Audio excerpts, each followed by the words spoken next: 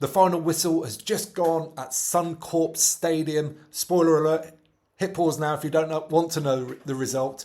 But the Lions have won 52-12 in another very good workout. Hello amateurs, welcome back to the channel. Going to be here with you throughout the Lions series and beyond, so hit subscribe down below to make sure you can follow along. Alright, let's look at the pre-game here, and bad news for Conan out. He's ill and Elliot Daly is in. Interesting choice that, given that Daly started the previous game and played almost all of it.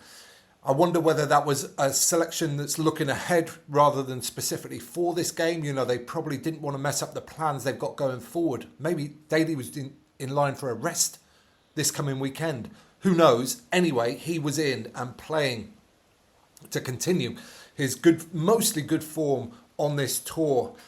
What else in the pre-game? Well, I don't know about you, but it felt a little flat on the telly, those first few moments. I think as soon as a team kicks off long, which the Reds did to the Lions, and it just gets kicked out, it's almost like the bubble sort of deflates a little bit, and it felt flat for the first 4 or 5 minutes for me in this game. Another thing that I noticed, 3 co-commentators. Now, they're all great. They all bring fantastic value. Sam Warburton, Dan Bigger and Ronan Agara. But I just feel like sometimes it's a little bit too many. There's too many voices, and yeah, I prefer it when there's just 2. I think it bounces easier amongst the voices there. Another theme pre-game that I thought might be a theme, but based on this fixture, it definitely isn't, was the lack of jackal penalties in the first game against the Western Force, and whether this was an edict from World Rugby that this was something that they were, trying to change in the game. But there were plenty in this game. I think there was 6 maybe overall, something like that. The Lions got 4 with Itoje a couple and Jack Morgan a couple right towards the end as well. So it feels like that's not a trend at all. So hopefully we're going to see the game refereed in a way that we're typically used to seeing. Overall for the Lions, yeah, there's lots of positives. It's another good workout. They need time together. That much is obvious. But there's stuff that they need to tighten up. The line out again was a little bit scratchy at times. And honestly, I think a lot of it was down to the calling. I think Itoje called to places that were busy quite often. So you need to be brave to do that. And that's the attempting to get the quality sort of middle or back ball that the backs really want. But the Lions definitely lost a few lineouts of their own ball from that. However, they stole quite a few as well. So, there's pros and cons there. With the scrum, I thought the Lions looked powerful, particularly early, but they really got on the wrong side of the referee. And that stayed the case throughout. England have done a brilliant job this last sort of 12 months of getting on the right side of the referee, doing the things that the referee wants, being really clean. And I think the Lions really need to probably learn from that and figure out what that is, and do not get on the wrong side of the referee, because the scrum is such a massive battleground. The Lions definitely had the poorer side of that today. Another thing to work on, making tackles stick. The defensive display was mixed. There were times where they were getting up and absolutely whacking the Reds back time after time, and when they were in that phase, when they were doing that, they looked great. There were big shots from people like Conan. Itoje was getting off the line as he does. Will Stewart was another one who made a number of big shots. But, oh my goodness me, they jumped out and slipped off tackles a number of times as well. And really rarely, Tom Curry was actually the person that did that more than anyone else, I think. And, man, I feel for him, because I'm sure he knew the competition for the shirts that he's competing for is fierce, and I'm sure he wanted to go and put his best foot forward today. But that might be a game where he'll look back on and go, if I don't get a test start or a test jersey, it could have been because of this game, because I thought he was just off it today in terms of his accuracy, in terms of his detail. The effort was there, all the things in terms of physicality was there, but he was just off it a little bit. A couple of errors with the ball as well.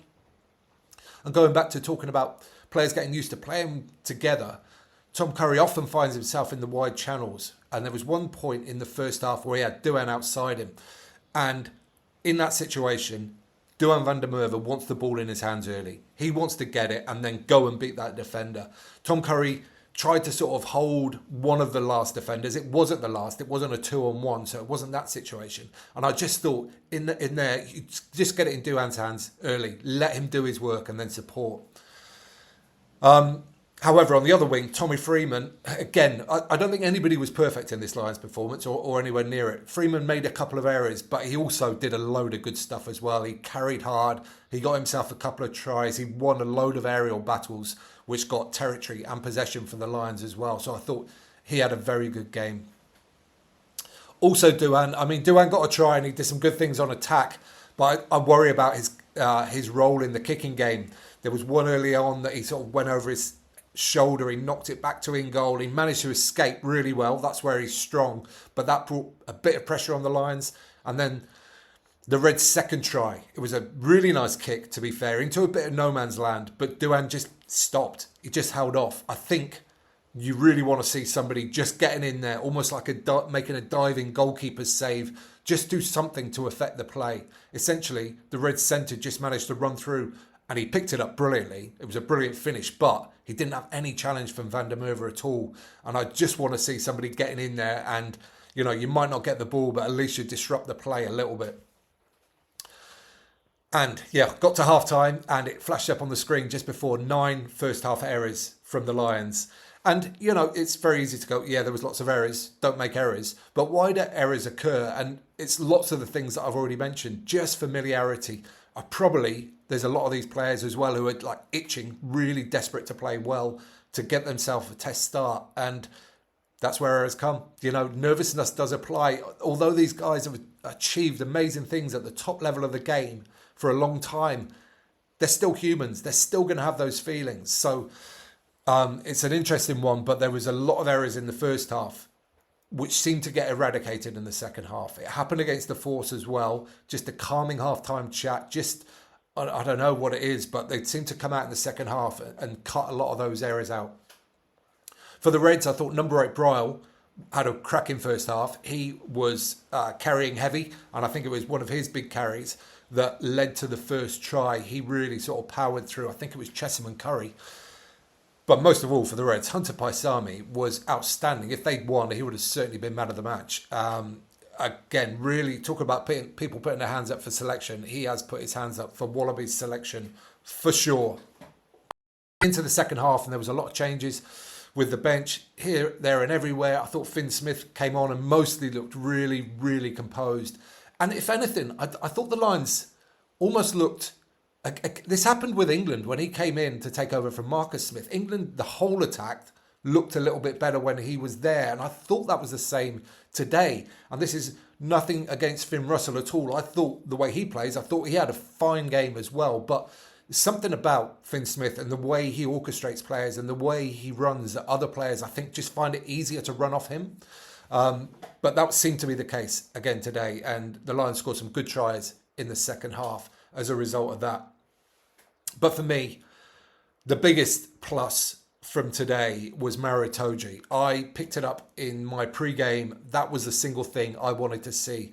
Maro's quiet against Argentina. I wondered whether all the weight of responsibility and time and energy that the captaincy would have taken out of him up to this point was a factor. I believe it was, but today he was very close to his snorting, nosy, annoying best. He won a ton of turnovers, both at the line out, off the ground, and towards the end. And it intercept 5 metres from his own line, which led to the Hugh Jones try further up the field. I thought he was involved in everything. He made good tackles. He didn't make a lot of carries, but when he did carry, he did well. I thought he was very close to his best. So in terms of Lions, in terms of moving forward, because you want your captain to be playing well. As a tour, you want your leader to be up there leading by performance. So I think that was a major thing for this tour, and I think that's really important. Jack Morgan won man of the match, and actually, he quietly went about his business, I think, for much of this game.